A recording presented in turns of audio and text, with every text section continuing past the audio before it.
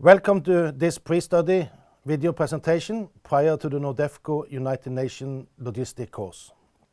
This presentation is one of 5 short presentations that all are mandatory before applying on the online digital training.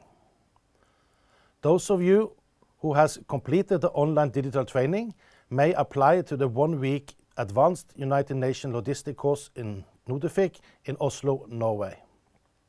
Please find more information at our webpage, nodefic.no.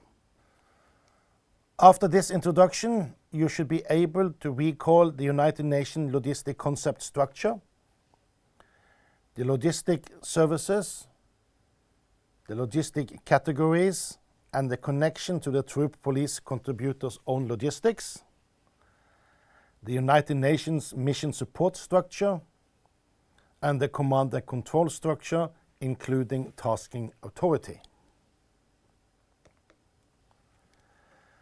The United Nations Logistic Concept is built upon 6 equal pillars that all are needed to be able to support the mission. This is done by integration of the United Nations Logistic Organization, the United Nations owned equipment, the United Nations enabling units, contracted support, host nation support, and troop police contributors provided logistic resources for sustainment. All logistic enabling resources in a mission, including all police and troops contributors enabling units, regardless of their original, are considered common to the mission as a whole and tasked by the Mission Support Division. An enabling unit is by United Nations definition a logistic unit that provides support for the whole mission and not only for a small part of the mission or only for its own national forces. The Director of Mission Support will task these resources according to the priority of the mission. The enabling resources will be used for the benefit of the whole mission, whether this calls for supporting the police unit, military unit, state building, security, or humanitarian efforts. The United Nations uses often local, regional, or international contractors to support the mission. Example, delivery of water, food, and fuel, and a waste management program is often done by contractors. The United Nations also uses host nation support, even if the host nation normally do not have a lot of available resources. One of the United Nations priorities is to create a system that will make the civilian society start working again. Give work assignments to local contractors and the host nation is one of the tools for achieving this goal. The last pillar is the Troop Police Contributors' own logistic resources. The Troop Police Contributors' own logistic resources are divided into 18 logistic categories called self-sustainment within the contingent own equipment system. Logistic categories you need to survive or that is important for your ability to perform in the mission. The icons and the text will together give you an overall understanding of each logistic category. You will not find maintenance of military equipment among these 18 self-sustainment categories. That's because maintenance is a part of the wet lease arrangement for major equipment. This will be described in the contingent own equipment system presentation later. Logistic Services, United Nations responsibility. This is a list of the common logistic services that is the United Nations responsibility. The icon and text will together give you an overall understanding of each logistic service. It's important to understand that the difference between the 18 self-sustainment categories and the logistic services. They all fulfill different purposes, except one, the accommodation. United Nations is responsible for accommodation, but since building the accommodation takes long time, many troop or police contributors want to build themselves, and therefore accommodation is on both lists. This is a generic organization table depicting the whole mission with details only for the organization of the Director of Mission Support. Important to know is that the Director of Mission Support is the only authority within the mission permitted to commit funds. The Force Commander do not have any military mission logistic resources under his command. All logistic mission resources or enabling units are under the Director of Mission Support. The point of contact for the troop police contributors in all logistic matters in the mission is the Mission Support Center.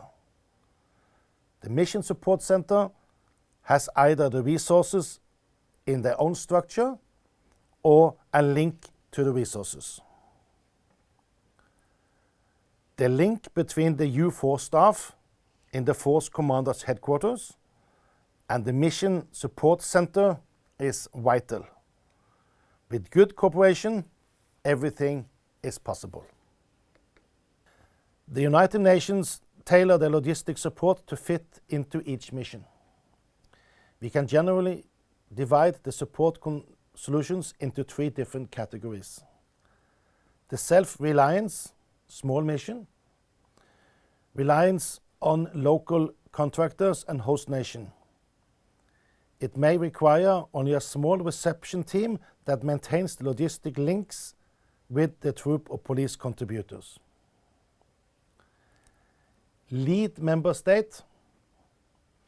Medium-sized missions may center around one principal troop contributor. In such cases, that a troop contributor would assume responsibility for all logistic support and maintain resupply links to its home base. Other troop or police contributors in this mission will rely on the principal troop contributor for administrative and logistic needs. Large missions. The United Nations Logistic Support Concept is based on all the 6 pillars mentioned before. Delivering common support goods or services is a part of the administrative functions in the missions and falls under the responsibility of the Director of Mission Support.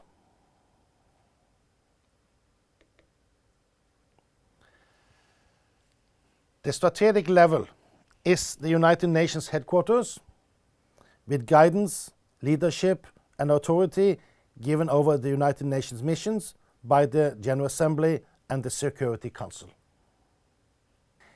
Each head of mission, also called Special Representative of the Secretary General, SRSG, is a part of the strategic level. The tactical level is where the components physically conduct the operations.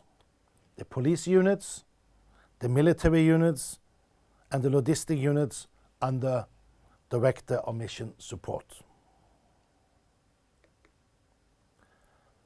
The operational level is mission-based and consists of the SRSG, the head of mission, and the component levels, the police, the mission support division, and the military. SRSG, the head of mission, and his small support staff has no operational planning capacity. The components, however, have their own operational staff. Consequently, this often might lead to sub-optimized planning, so the outcome are presented to be decided in the mission leadership team by consensus.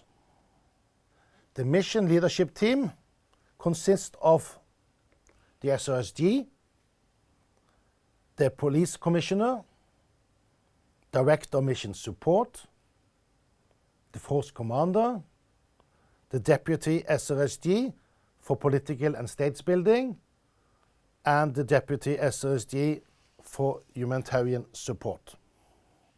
Tasking Authority is a command and control structure that only exists in the United Nations.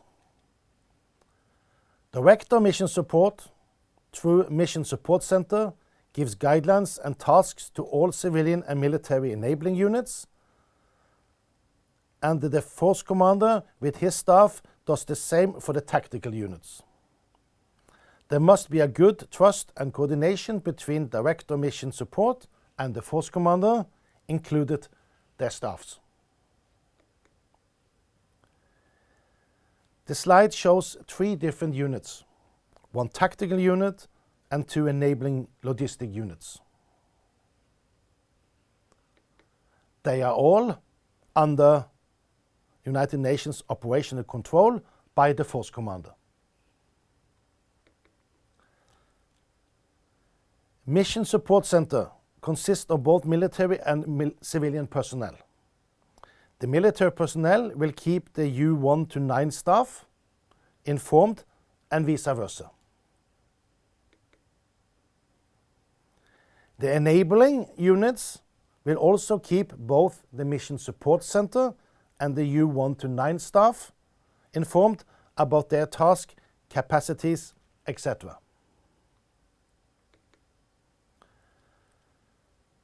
Director Mission Support through Mission Support Center has tasking authority for all enabling units, and the Force Commander has tasking authority for all tactical units.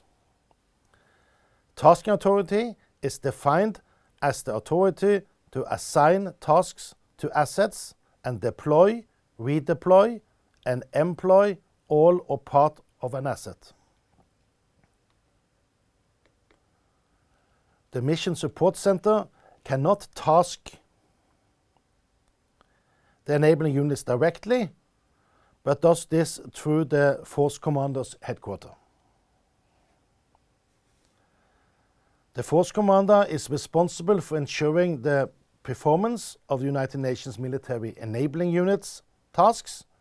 In doing so, the Force Commander and his staff still play an important role in developing and executing military enabling units tasks. In the end, the Force Commander and his staff issues a FRAGO regarding the task.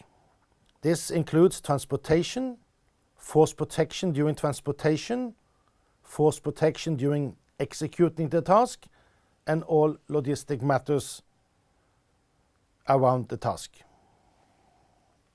All United Nations units commander has United Nations tactical control over its own units. This will not inflict on either United Nations operational control or tasking authority. We have in this presentation introduced you to the United Nations Logistic Concept, the United Nations Mission Support Structure, and the Command and Control Structure, including tasking authority. Key takeaway: the United Nations Logistic Concept is based on the integration of United Nations owned, contracted, host nations, and through police contributors provided resources, the 6 pillars. United Nations Logistic Concept is always tailored to support the mission requirements. Thank you for following this presentation.